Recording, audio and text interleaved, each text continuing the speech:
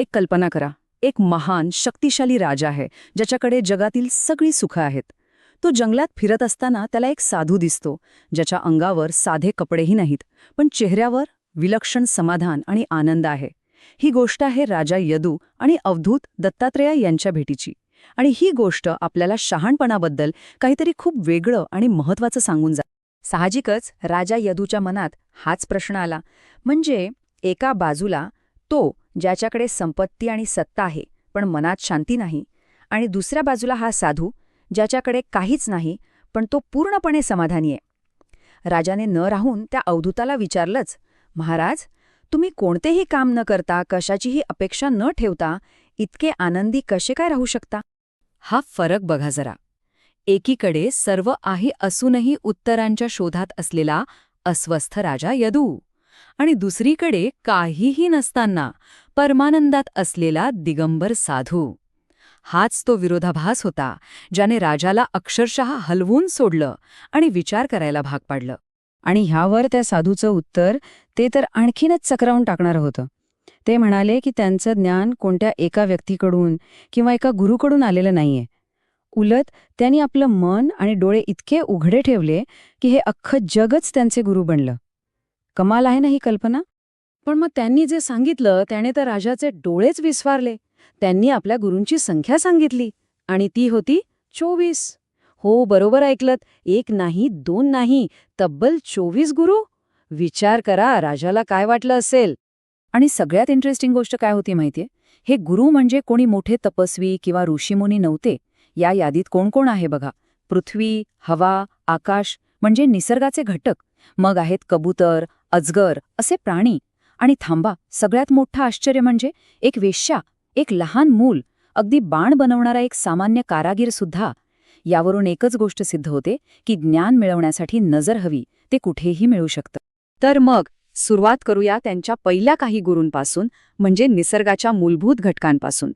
त्यांनी काय शिकवलं हे पाहिलं की थक्क व्हायला होतं. बघा, पृथ्वी ती सगळा भार उचलते पण कधी तक्रार करत नाही. यातून काय शिकायचंय तर सहनशीलता आणि क्षमा. मग आहे वारा, तो सगळीकडे जातो पण कुठे अडकून पडत नाही, म्हणजे सगळीकडे उपस्थित राहा पण मनाने अलिप्त राहा. आणि आकाश, त्यात सगळं काही सामावलेलं आहे पण ते स्वतः कशानेही प्रभावित होत नाही.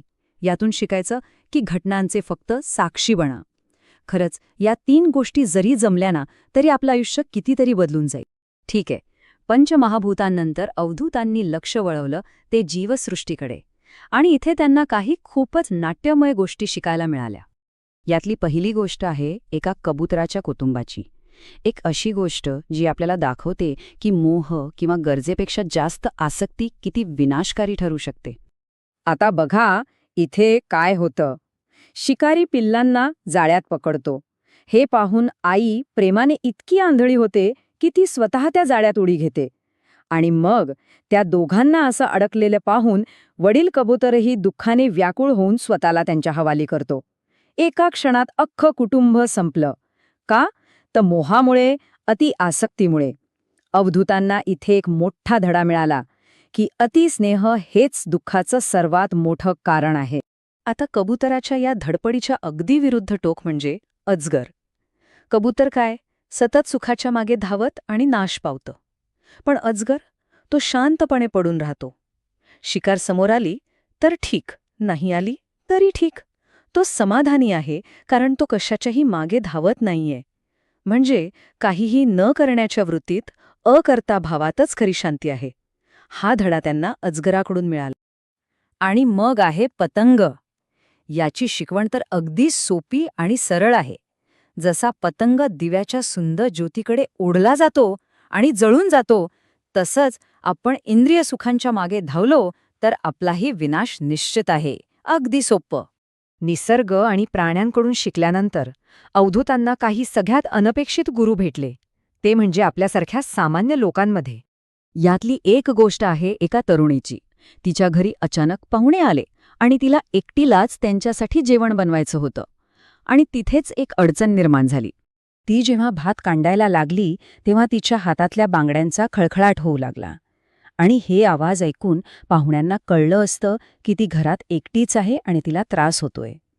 मग तिने काय केलं असेल? तिने एक एक करून सगळ्या बांगड्या काढल्या आणि हातात फक्त एकच ठेवली, एका बांगडीचा आवाज येत नाही. यातून अवधूतांना एक जबरदस्त शिकवण मिळाली. जिथे अनेक जण एकत्र येतात, तिथे आवाज, संघर्ष, गोंधळ होतोच. पण एकांतात खरी शक्ती आणि शांती आहे. पुढचा गुरु तर एकाग्रतेचं मूर्तिमंत उदाहरण आहे. एक बाण बनवणारा कारागीर. तो आपल्या कामात म्हणजे बाणाला टोक लावण्यात इतका मग्न होता की त्याच्या दुकानाच्या बाजूने चक्क राजाची अख्खी मिरवणूक ढोलताशे वाजवत गेली आणि त्याला कळलं सुद्धा नाही. विचार करा, याला म्हणतात खरा फोकस. अवधूतांनी इथून हेच शिकले की ध्येयावर लक्ष केंद्रित करणं म्हणजे काय, म्हणजे आजूबाजूचं जग दिसेनासं होणं. आणि आता भेटूया त्या गुरुला जिची कोणी कल्पनाही केली नसेल. पिंगळा नावाची एक वेश्या. तिच्या आयुष्यातील एका रात्रीतून अवधूतांना एक खूप मोठा धडा मिळाला. झालं असं की ती संध्याकाळपासून सजून धजून एका ग्राहकाची वाट बघत होती.